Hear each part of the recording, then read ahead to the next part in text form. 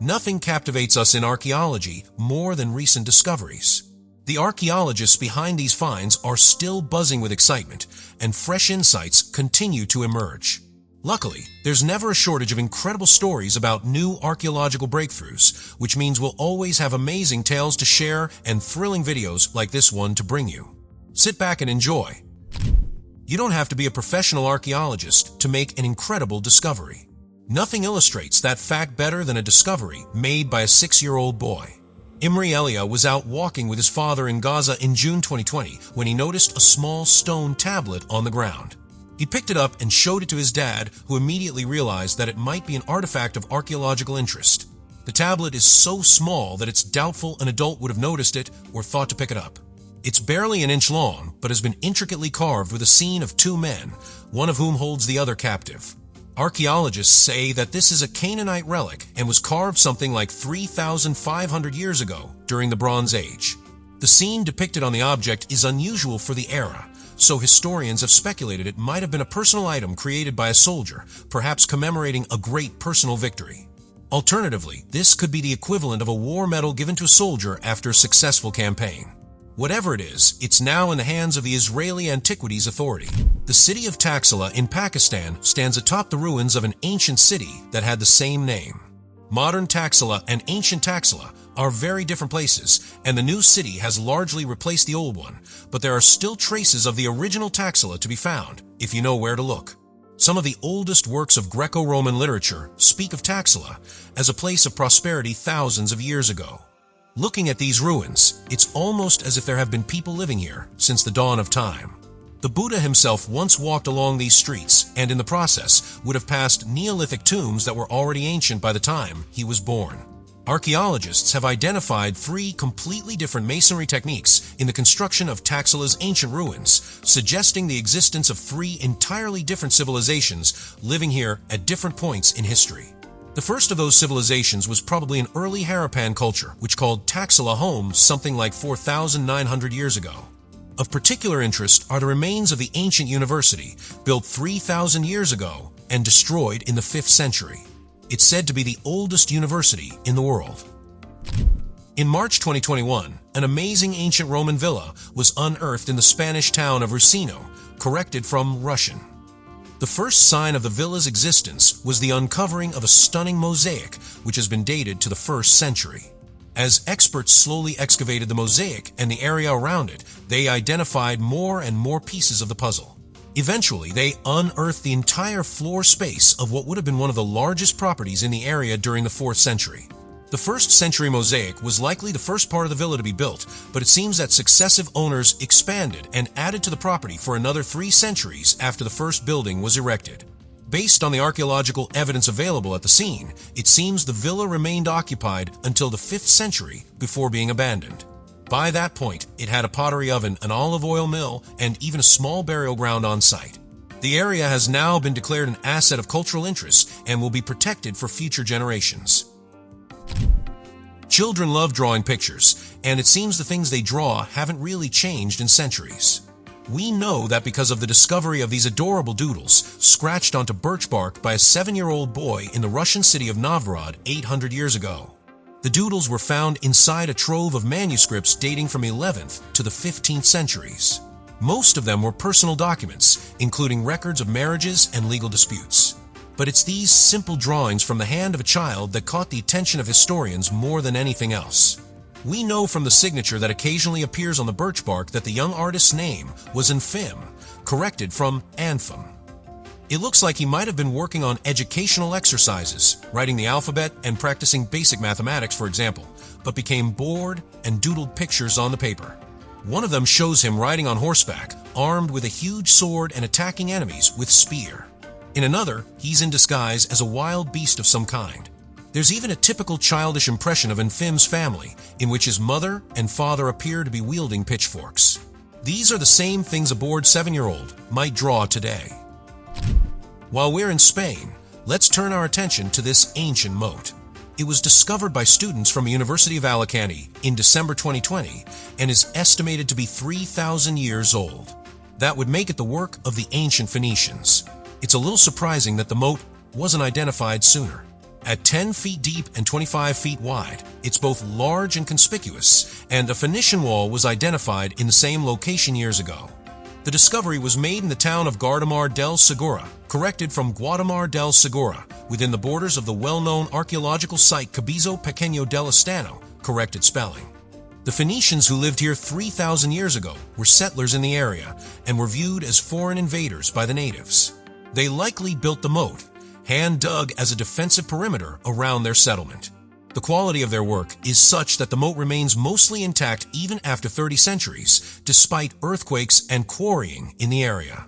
It's only the second Phoenician-built moat ever found in the Western Mediterranean, a testament to the settlement's significance in their civilization. To the untrained eye, Lindholm Moja is a cluttered field full of rocks in Norra Sundby, Denmark. However, to the trained eye, this is an enormous Viking cemetery. Over the many years that archaeologists have studied this rock field, the remains of more than 700 Viking-era individuals have been identified. Archaeological evidence gathered from the site suggests that the graveyard remained in use from the 4th century to the 11th. The style of burial changed a lot during those centuries, with the oldest graves marked with nothing more than a few stones, and the more recent ones adorned with large boulders, some of which bear inscriptions. Often the rocks would be arranged in a pattern that resembled the outline of a Viking longboat. Some of those patterns can still be clearly seen today. The site must have had a special significance to the Nordic Vikings for it to have remained in use for such a long time. And indeed, it may be the case that they only stopped using it because they ran out of room.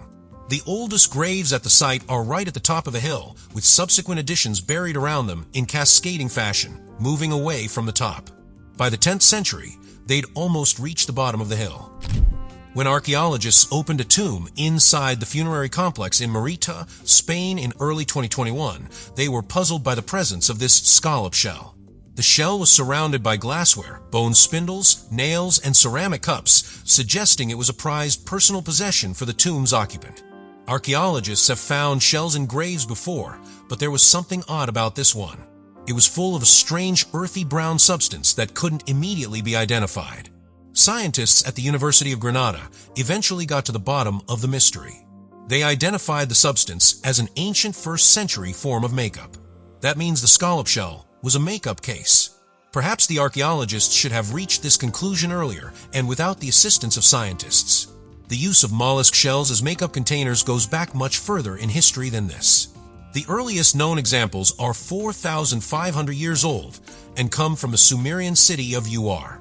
So these image-conscious Romans living in Spain were fairly late to party. The makeup would originally have been pink, with a granite lacquer mixed with a rose madder to produce the shade. The St. Belix slab is an impressive example of Bronze Age inscriptions in stone, but might it be even more significant than that? There are plenty of historians and archaeologists who think so.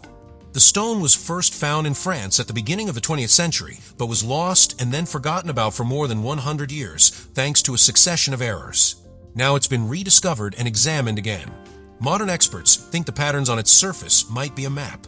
If that's the case, this Bronze Age relic would be the oldest known map in all of Europe. It's thought to be around 4,100 years old. According to those who have studied the slab, the topography of the artifact is a perfect representation of the River Odette, with lines that follow the direction of the river and the network of waterways that it leads to. It's likely that this was the extent of the territory owned by an unknown principality in ancient times. The rock appears to have been deliberately broken and then buried before its discovery, which might have been a symbolic act to mark the capture of the territory by somebody else. That seems like a lot to read into a few lines on an old piece of stone, but the historians involved are confident in their assessment. Was the tomb of Alexander the Great's mother found in July 2021? Experts and archaeologists still aren't 100% sure, but they think it's possible. Treasure hunters and archaeologists have been looking for the tomb of Olympias, the dictator's mother, for centuries. Now, it seems that she might have been buried in a tomb that was first discovered in 1850, close to the archaeological site of Pydna in Greece. The theory comes from Athanasius Bintas, professor of Greek studies at Serbia's University of Nice.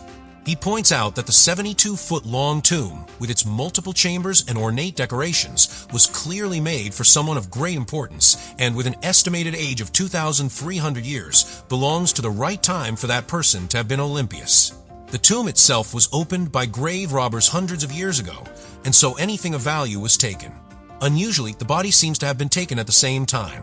That makes it extremely difficult to verify who the tomb was built for. There's also another fact to consider.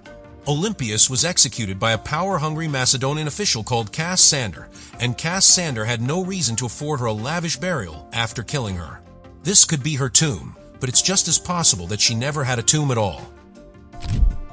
When the famous King of England Henry VIII divorced Catherine Aragon, his first wife, it was a pretty big deal. Divorce was prohibited under religious law at the time, so when Henry decided he wanted his freedom, it necessitated the separation of the Church of England from the Pope's authority. Henry and his advisors had to find a compelling argument to make that separation happen, and a lot of the basis of that argument came from a book by the 15th century theologist William of Ockham. That very same book, written in 1495, was surprisingly discovered in Lanhydrock Mansion in Cornwall, England in 2015. The notes made by the king's secretaries are even still visible in the margins around some of its most important passages. The book has been in the mansion's library for centuries, but its importance wasn't noticed until Professor James Carley undertook an itinerary of a library in the hope of finding something exactly like this. The sentiments expressed in the text would have been considered almost blasphemous at the time they were written, including several perspectives that openly questioned the authority of the Pope. As controversial as the book must have been, it turned out to be the perfect solution for the legendary king and his desire to do away with his wife. The discovery of a load of old fish bones doesn't sound like a fascinating archaeological find until you take a closer look at them. These fish bones have a lot to tell us about the diets of the ancient Judeans, and those diets were decidedly non-kosher. Consuming non-kosher fish, those that lack fins or scales, is expressly prohibited by Old Testament laws. But that doesn't seem to have concerned the ancient residents of Jerusalem. There are clear signs that these fish, which date from the late Bronze Age of 3,500 years ago, were used in meals. Fish bone discoveries from other Judean sites dating to the Persian era of around 2,400 years ago also appear to belong to fish that were eaten. So this apparent defiance of religious law continued for a long time. It's apparent that non-kosher fish were a big part of the Judean diet before they were made non-kosher. So the question becomes one of why they were banned in the first place. It seems the modern-day residents of the land are a lot more concerned about religious law than their ancient ancestors ever were. So little is known about the Cloud people of Peru that they were once thought to have been a myth. Legends say that they were a white-skinned indigenous people who lived in the area several centuries ago, but there was almost no evidence of their existence until 2008. That's when an entire ancient city was found deep within the Amazon rainforest, and experts believe it's connected to this elusive culture. The city is really more of a fortified citadel in an especially isolated, mountainous area of the rainforest, and would have afforded its occupants an excellent view of the surrounding area while remaining hidden themselves. Within some of the ruined buildings, archaeologists found rock paintings and platforms that appear to have been used to grind food and medicines. The people who lived here may be the same people who were written of by the Spanish conquistadors, who described them as a race of white-skinned, blonde-haired people who fought at their side against the Incas before succumbing to the diseases that were brought to the continent by their new European friends. Quite how a race of people with such an appearance could possibly have lived in South America during that time is unknown. But one theory is that they were descended from earlier Viking immigrants. You don't have to be a professional archaeologist to make a noteworthy discovery. Amateurs armed with metal detectors get lucky just as often as the professionals do, as we can see here with this July 2021 discovery on the Isle of Man in the UK. It's effectively a Viking-era piggy bank filled with silver coins minted 1,000 years ago. Rather than being stashed away and buried in one go, archaeologists suspect that the Vikings returned to this site several times to add more coins to the burial before covering it over again. The discovery was made by Kath Giles, an Isle of Man resident who's both a metal detecting enthusiast and a former police officer. Her discovery includes 87 coins and a further 13 fragments of metal arm rings, which were probably used as an alternative form of currency known as hack silver. The majority of the coins were minted between the years 1000 and 1035. That's around 200 years after the Vikings first arrived on the Isle of Man, which became important trading post for them and served as a connection between northwest England, east coast Ireland, and the western Scottish Isles. While we're in South America, Let's take a look at Tanina in Mexico. Mexican territory is covered in ancient Mayan ruins, some more famous than others. Tanina is among the least famous, which is real shame because it's also among the most fascinating. In truth, it's been overlooked from the moment of its discovery. The ruins of Tanina were first discovered in the late 19th century, but it took until the 1970s for the professional archaeologists to turn up and start performing excavation work. That work uncovered the terraced Acropolis, along with two well-preserved Mesoamerican ball courts. Archaeologists believe there's still plenty here waiting to be discovered, and they'd like someone to provide them with funding so they can go looking for it. The stelae at the site of Tanina are exceptionally detailed, telling the story of the torture and eventual brutal murder of the city's enemies in vivid graphic terms. The last Mayan long count date can also be found here, marking the end of the Classic Era in the year 909. Nearby Palenque gets a lot more visitors, which is a fact that probably wouldn't sit well with Tanina's ancient occupants if they knew about it. It was they who attacked and sacked Palenque in the first place. Most of us know that medieval knights went into battle wearing chainmail. We know that because that's how they're represented in pictures from the time. We rely on these ancient pictures as evidence because actual chainmail discoveries are rarer than you might imagine. That's why it's always big news for archaeologists when an authentic example is found, as was the case in Poland in July 2021. This rusty hunk of chainmail was discovered on the banks of the River Odra by a historical research group called Association 515. It's obvious that spending centuries in muddy water has done damage to the armor, but experts are hopeful that it will clean up well enough to be put on display in a local museum once archaeologists have finished investigating and studying it. It's the only chainmail discovery to happen in Poland so far this century. The discovery happened entirely by accident. Association 515 was only in the area to research the history of the River Odra itself. Finding chainmail wasn't at the top of their priority list, but was a welcome surprise. The words treasure of Nagi's and Miklos are difficult to get your tongue around, and the treasure itself is difficult to get your head around. Such is the quality and value of this incredible treasure collection that it's said to be the most outstanding Middle Ages treasure trove ever discovered in Europe. Rather than being found by an archaeologist, the Nagi's and Miklos treasure was found by accident inside an iron chest on land owned by a Serbian farmer named Nero Vuin in 1799. Nero lived in the town of Nagizant Mitlos, and so from there the treasure got its name. There are 23 gold artifacts in the collection, all of which were made between the very late 8th and very early 9th centuries.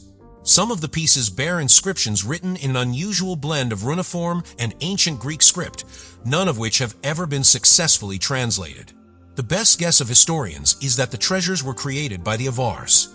That doesn't really get us very far in terms of understanding their origin. Avars is the name given to a loosely assembled group of nomadic tribes, and we know almost nothing about their culture, language, or customs. We suppose that just makes the treasure all the more mysterious. Stonehenge in Wiltshire, England is the most famous ancient stone circle in Europe. But it's not the only one. Almost every European country has a Stonehenge-like site of its own. Here's the Ukrainian answer to Stonehenge. Just outside the village of Novoliskandrivka, in the Dnipropetrovsk Oblast, archaeologists say that the stone kurgan is around 5,500 years old. That dates it to the Bronze Age and makes it older than the famous Great Pyramid of Giza. Archaeologists in Ukraine are grateful that this ancient monument was still there for them to discover it at all. It's thought there were once thousands of sites like this in the country, but many of them were destroyed during the Soviet era by farmers clearing space for plowing and agriculture. What makes this kurgan especially unusual is the nature of the burials inside it, which show evidence of mummification. This is the first evidence of such a practice occurring during ancient times in Ukraine. Like the burials in Siberia we looked at moments ago, the bones of the deceased were painted with red ochre. What is it about our ancient ancestors and this particular shade? Bayon Temple in Cambodia must have been a happy place to be during the 12th century. Why else would the people who built it decorate it with so many smiling faces? Bayon often gets overlooked by both tourists and archaeologists because of its proximity to the far more famous ancient site of Angkor Wat, and because of that lack of attention, the site isn't being preserved or protected as well as it ought to be. There were once 54 separate structures standing on the grounds of the temple. Today, there are only 37. That might soon become 36 or 35 if action isn't taken to assist the crumbling structures soon. For all the obvious majesty of the old buildings, it's the smiling faces with their closed eyes that attract the most curiosity. No historian has ever been able to say who or what they're supposed to represent. Some feel they're probably representations of King Jayavarman VII, who ruled the region back at the time the structures were built. Others believe that they might be depictions of the Buddha himself. Further study is required in order to solve this mystery, and it's high time someone got around to it. Speaking of ancient artwork, here's an eye-catching discovery from Siberia. Technically speaking, these paintings aren't new discoveries. They were first noticed by archaeologists back in 1985. It's only far more recently that experts have realized that the 5,000-year-old paintings align with celestial bodies, thus proving that these ancient artists had a surprisingly advanced understanding of astronomy. Much to the excitement of people who believe in extraterrestrial life, there are also paintings of alien-like creatures with horns and feathers at the same site close to the village of Karakol. Even the shade of red used in the paintings is surprising. It's a type of ochre, but it's been thermally modified through precise heating to achieve its tone. Archaeologists don't know who these Bronze Age mountain-dwelling artists were, but these specific colors were clearly very important to them. They also used them to paint the remains of their dead, and many of the paintings are either at or close to their burial sites. How these mysterious people achieved such a great understanding of chemical processes and the movement of the stars in the sky is unknown. We tend to think of Neanderthals as being the older, dumber cousins of Homo sapiens. We probably shouldn't, though. There's plenty of evidence that at one stage of their development, Neanderthals were far more advanced than Homo sapiens. They even wore makeup and jewelry, which suggests an interest in beauty and aesthetics. Evidence of the Neanderthal cosmetic trade was discovered scattered across several sites in Spain in 2010. Some of the most striking examples include a set of painted shell ornaments, which were probably worn around the neck and were created around 50,000 years ago. As we know that modern humans didn't reach Europe until around 10,000 years after that, we're forced to conclude that these trinkets were left behind by Neanderthals, even though the idea doesn't fit with our preconceptions about their intelligence and capabilities. Anthropologist Alison Brooks, who works for George Washington University, thinks the use of paint and accessories was probably symbolic and made a statement about the wearer's status or personality. This suggests that Neanderthals were capable of organized, complex thinking. They were obviously smarter than we've always thought they were, and it seems they might have been prettier, too. It's no secret that human beings have lived in the Jordan Valley for thousands of years, but the age of this discovery might surprise you. In July 2021, archaeologists confirmed the discovery of a Natufian village that was built and settled in the region more than 12,000 years ago. It's in Wadi Ain Jev, not far west of the Sea of Galilee. The remains of the small village are spread across an area of roughly 4,000 square feet. After identifying the site, archaeologists carried out exploratory digs and recovered flint, stone, and bone tools, along with human burials. There also seems to be some evidence of deliberate cultivation of livestock, with animal bones found close together.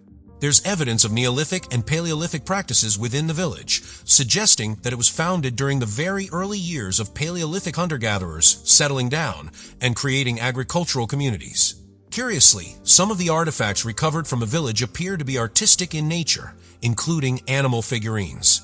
It seems that once our ancient ancestors settled in villages and towns, they turned their minds to creative arts. We can't talk about the earliest humans and human-like creatures without talking about Olduvai Gorge in Tanzania. That's where we'll find some of the oldest known evidence of human activity, making this one of the most important archaeological and paleontological sites in the world.